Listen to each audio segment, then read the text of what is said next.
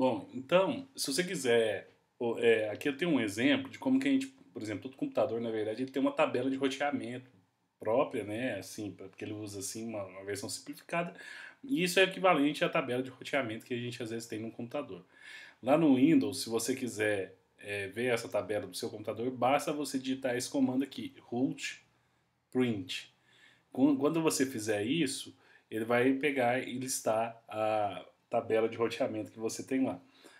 Então, basicamente, essa aqui é aquela tabela que a gente tem no roteador que ele usa para determinar uma rota, né? Então, nessa tabela aqui, uma das coisas que ele aparece aqui é o gateway padrão, o roteador padrão. Então, a gente sabe que o gateway padrão está no endereço 92.168.1.1, ou seja, provavelmente esse tipo de endereço, a máscara é de classe C, então esse aqui é 255, 255, 255, 0 na máscara. Então, esses três primeiros números eles definem aí o endereço da rede, tá certo? E o último, o host. Então, o que acontece? O que eu tenho aqui é uma tabela, como se fosse uma tabela lá do Excel, que é usada pelo algoritmo para poder determinar para onde vai a rota. Então, o primeiro campo aqui é o endereço de rede. Esse é o endereço de destino da rede. Aí ele pode ser um IP fixo, um número, um IP único, ou pode ser uma rede, tá certo? Geralmente, quando é uma rede, ele coloca zero no final, depois dos elementos que fazem parte da rede, tá? Em seguida é a máscara da subrede, né, que ele vai usar para analisar junto com esse IP, tá? Então, isso aqui tem as várias máscaras de subrede, tá certo? Tem aqui o endereço do gateway que vai ser usado para poder para poder processar esse endereço se ele for transmitido para fora, tá certo? Geralmente ou é o gateway padrão ou é a interface loopback, né, que é a interface própria, né, aquela que dá que você está conversando com ele mesmo, né?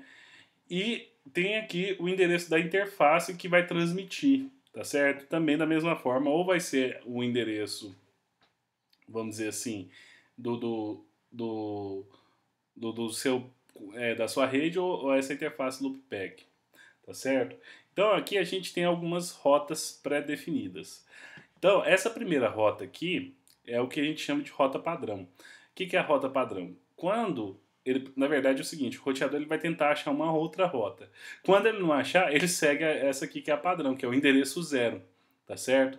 Então, se ele chegar lá e não conseguir achar uma rota desses daqui, ele joga nessa rota padrão, ou seja, ele encaminha o pacote para o gateway, tá certo?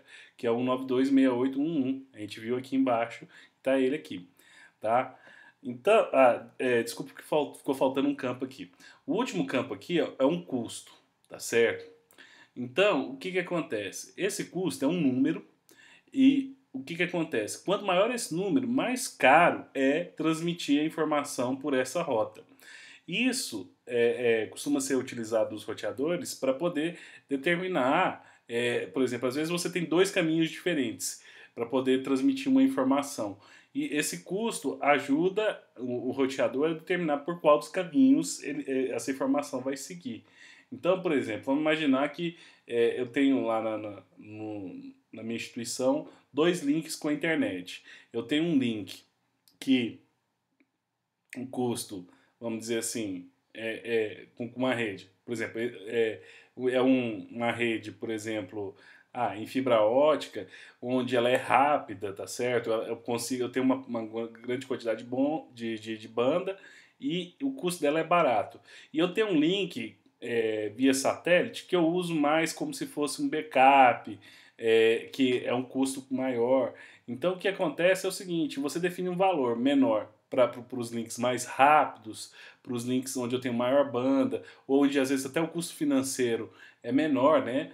Do que para os links onde eu tenho um maior atraso, uma velocidade menor e assim por diante. Então, o que acontece? Se quando o algoritmo for transmitir alguma coisa, ele observar que tem duas rotas possíveis, ele escolhe aquela que tem menor custo, tá certo? Então, voltando aqui, né? O primeiro que a gente falou é a rota padrão, é a primeira linha aqui da tabela. E o que acontece? Se eu não conseguir achar nada aqui, ele joga para essa rota padrão, ou seja, ele encaminha isso, no caso desse aqui, para o gateway, através dessa interface 2. A segunda linha da tabela, 127000, isso aqui na verdade é a rota para o loopback, né, para o próprio computador. Então, se alguém tentar encaminhar alguma coisa do 127001, ele usa um gateway interno, que é a própria interface, né, e manda por ela. Então, é aquela interface de, vamos dizer assim, de loop, né? Então, a terceira é a rota da rede local. Você lembra que eu falei para vocês que a rede aqui deve ser 192.168.1? Então é exatamente essa. Ele colocou aqui um zero porque aqui esse zero seria qualquer coisa. Então todas as mensagens dentro da rede local ele manda direto para a própria interface e encaminha direto. Ela não precisa passar pelo gateway, ele mesmo já encaminha essa mensagem, tá certo? Então essa é a terceira linha. A quarta linha é o próprio computador. O endereço IP desse computador é o 926812. Então, essa aqui é a rota. E geralmente, quando ele recebe, ele encaminha para a própria interface 127001, que é ele mesmo. E tá tudo ok aqui, né? Então, a quinta linha, esse aqui é o endereço de broadcast da rede, que deve ser esse aqui, 244.000. Então, isso aqui são os comandos de broadcast e esse último seria desculpa, esse é o endereço da rede, né? Na verdade, todos esses três últimos são endereços de broadcast. Esse daqui é o da rede, que é a quinta linha. A sexta é o multicast. Deixa eu só lembrar aqui, 1, 2, 3, 4, quinta. Esse é o multicast. E o último aqui seria o endereço de broadcast limitado, tá certo? Isso aqui é quando você... esse endereço aqui é utilizado lá, a gente vai falar depois sobre o protocolo DHCP mais para frente, que é um mecanismo quando você às vezes não tem um endereço IP e você quer mandar uma mensagem para todo mundo na rede, e é um dos mecanismos que se usa para isso. Mas a ideia principal aqui dessas tabelas de roteamento é que eu tenho aqui aquela ideia, eu verifico para onde eu quero mandar, eu analiso o custo e eu sei por qual interface que eu vou transmitir essa informação. Então, isso aqui ele mostra as rotas ativas que tem aí no computador. Uma outra coisa que a gente vai comentar um pouquinho, bem rápido aqui, é o protocolo ICPM, né, o Internet Control Message Protocol. Então, o que acontece? Esse protocolo, basicamente, o que ele tem lá é uma série de comandos que auxiliam lá na camada de rede. Então, tem comando lá, por exemplo, para verificar qual que é o tempo de vida. Por exemplo, ele consegue verificar qual que é o atraso de transmissão de um lugar para o outro, pede para ele fazer um eco. O que é um eco? Eu mando uma mensagem e ela repete. Então, uma das ferramentas que usa esse protocolo, e é uma ferramenta bastante interessante, quem mexe com rede acaba usando bastante, é o ping. Quando você digita lá no prompt de comando ping e um endereço de IP, ele vai fazer o seguinte, ele vai disparar uma mensagem de ICPM, lá geralmente é uma de eco, para o endereço IP. Essa mensagem vai, quando o computador receber essa mensagem, ela responde isso de volta e ele te fala qual que é o tempo, vamos dizer assim, o tempo que essa mensagem levou para ir e voltar e qual que é o TTL, o time to leave lá que a gente viu lá atrás dessa mensagem. Então, olha só, o que acontece? No caso aqui, ele pôs aqui o 926812, provavelmente é o próprio IP dele, então essa mensagem foi para ele mesmo. Então, você pode ver que quando ele repete isso várias vezes, da primeira vez que ele mandou essa mensagem, o tempo foi menor que 1 milissegundo e o TTL foi 64, ou seja, praticamente ele já mandou e recebeu. Então essa mensagem ela não ficou muito tempo flutuando na rede. Se você mandar para um endereço IP que seja mais distante, ou por exemplo, um site, você pode colocar também aqui um domínio, www.iftm.edu.br. Uma coisa que você vai perceber é que Cada vez que ele mandar o pacote, esse tempo aqui ele pode mudar, inclusive pode mudar de uma vez que ele enviou para outra, e esse time to leave também pode mudar.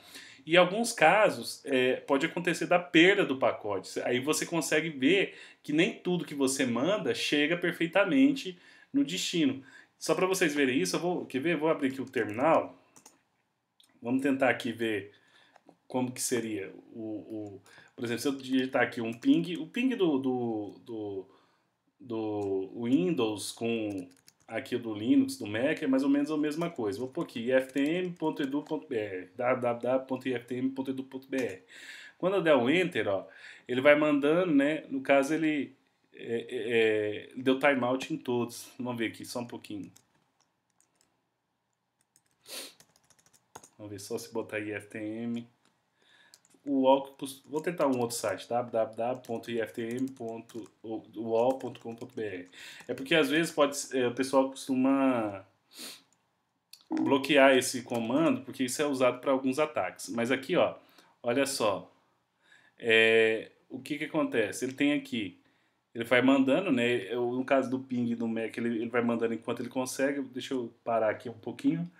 Então, ele manda lá um ping para o endereço IP, aí ele mandou isso em sequência. No caso aqui, eu consegui, o time to leave desse aqui foi um pouquinho maior, mas ele varia um pouco, e o tempo que ele conseguiu fazer isso aqui foi aproximadamente 30 milissegundos. Se você tentar acessar um site, às vezes mais longe, né? Por exemplo, vou dar um ping www.amazon.co.k lá no Reino Unido, né? Aqui no caso ela bloqueou. Vamos tentar alguém aqui diferente. Deixa eu ver. Vamos tentar o Google. Vocês podem ver, se bem que o Google ele tem uma infraestrutura melhor, foi até rapidinho. Ele deve estar jogando para um servidor aqui do lado. Então, mas eu consigo verificar como é que está, vamos dizer assim, a conexão com aquele computador usando esse comando ping. Isso é muito utilizado na hora que você está testando a rede. Então, você acabou de montar a rede, ligou. Se você às vezes não conseguiu acessar a internet, não conseguiu acessar o arquivo, uma das primeiras coisas que o pessoal pede para fazer é tentar dar um ping no roteador padrão. Porque que aí, ou se você não está conseguindo acessar um computador específico, você dá um ping no IP do computador. Porque isso aqui faz um teste. Enquanto esse ping não funcionar, o resto não funciona. Tá certo? Pode ser que tenha algum problema na parte de cabeamento, pode ser que você tenha instalado um firewall que está bloqueando isso daí. Então, é um mecanismo bastante interessante para você testar a sua rede. Então, uma outra ferramenta que é baseada nesse protocolo CMP é o comando traceRT ou traceroute, né? O traceRT no Windows, o traceroute no Linux. E o que basicamente ele faz é o seguinte, ele vai mandando uma série de pacotes IP e ele vai diminuir, ele começa com time to leave de 1 e vai aumentando gradativamente. Então o que acontece? A primeira vez, como o time to leave é 1, esse pacote ele só vai chegar no primeiro ponto lá, no primeiro nó lá da rede. Quando ele mandar 2, ele vai passar 2 nós e assim por diante. Então, a intenção é que quando ele faz isso, de certa forma, você consegue mais ou menos identificar qual que é o caminho que aquele pacote atravessa para chegar lá num determinado endereço. Então, por exemplo, ele pegou aqui, ó, traceroute, traceRT, www.gmail.com. Ele quer saber qual que é a rota para poder chegar no Gmail. Então, ele mandou, ó, com 1, ele perdeu. Com 2, ele conseguiu chegar nesse IP. Com 3, ele chegou nesse. Com 4, ele perdeu. Com 5, ele foi. Então, mais ou menos o caminho é passando por esses computadores aqui até chegar lá no computador que ele quer. A gente pode repetir isso aqui. Vamos ver aqui, por exemplo, por 3 root. Vamos pegar aqui no iftm.edu.br. Opa! Faltou o E aqui no final. Ó, então, ele está tentando aqui montar a rota, né? Demora um tempinho, mas aqui ele está mostrando como que ele fez para poder chegar lá, é, qual que é a rota que ele está seguindo aí para chegar lá no, no computador lá do IFTM, né? Então, qual que é o caminho? Então, às vezes, o que acontece? Com time to live específico, ele acaba perdendo, mas, no geral, ele consegue acessar. E, inclusive, ele vai vendo qual que é o tempo que demora entre cada nó aí da rede, né? Demora um pouquinho, mas a gente... Esse já é o último slide, se eu não me engano, vamos ver. Vamos esperar um pouquinho, vamos ver se ele consegue chegar lá.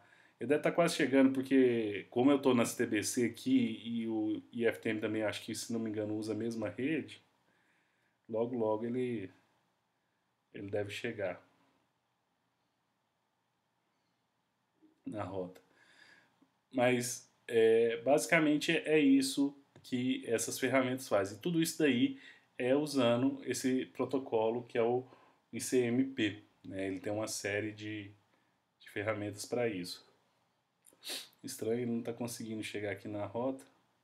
Demora um pouquinho, mas aí vocês experimentem em casa, executem esse comando, tá certo?